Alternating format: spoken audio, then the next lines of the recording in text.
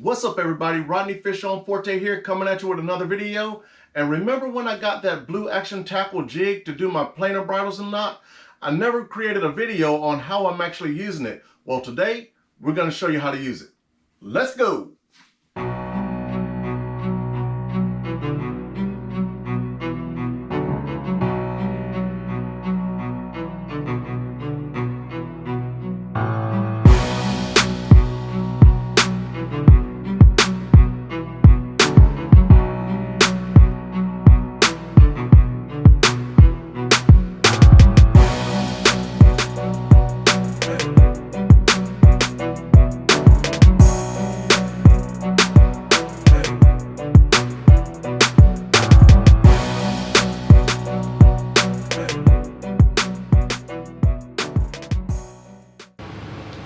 It's been a while since I made a video, but I said I was going to show you guys how I'm using this blue action tackle jig to do my planer bridles.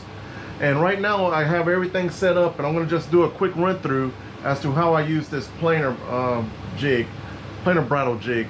But you can use this jig for numerous things. Okay, the first thing is what you're going to do is these are going to be kind of loose. You're going to put your line in there, right? This is 200-pound test Power Pro hollow core. Then you're going to do the same thing on the other side, but you want it kind of tight, okay? So we're going to pull this tight, and we're going to lock it down. Okay, now that's locked down. It gives me a perfect working area to do my serving on this jig here. And what I'm using is Power Floss and Power Pro 200-pound test. So the first thing you're going to do is you're going to pull out a little bit of your floss here, and you're going to make some overhand knots, okay?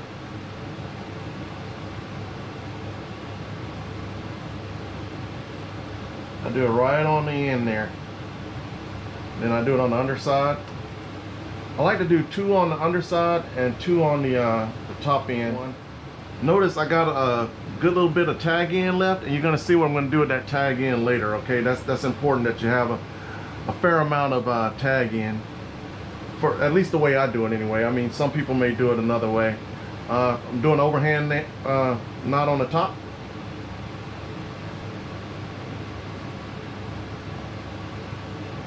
And I'm going to do another overhand on the bottom.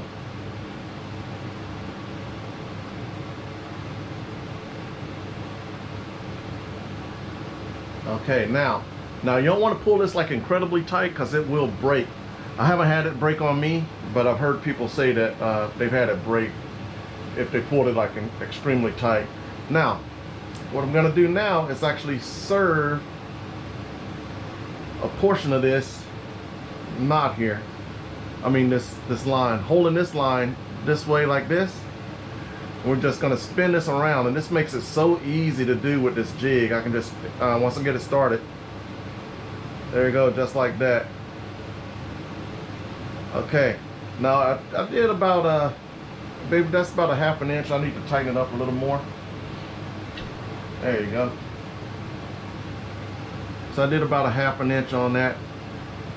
Then I'm going to take this back, because I'm going to go this way and then back this way. Okay, so I'm going to keep going this way. Let's say about another ½ of an inch. You know, it doesn't have to be much. And then I'm going to work it back the other way, overlapping this right here. Okay. So now remember, I'm going to fold this back this way, and I'm going to go this way a little bit, and then back this way across this line. Okay. If that's in your way, you can always just fold it over out of the way like that. Okay, here we go. And that's about enough that way. So now I'm going to go back this way, covering that line like I said initially.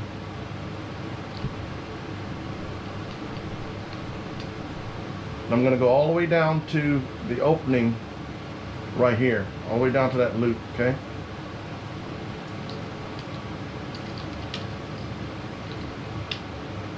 Just like so. Okay, then I'm going to pull out. I like to pull out about an even amount to make it even. Make sure you don't cut it too close to here, because it'll go back down in there, and then you have to try to serve it back up through there again. It's not hard to do, it's just tedious. All right, so now we have both of our lines here. Get them squared away. There you go. Now what I'm going to do now is make a loop like so and make a uni knot. I'm going to come through there about 3 times. 1, 2, 3. Then I'm going to pull it down so that knot is resting on top of this little area right here where we put this loop right on the end of it.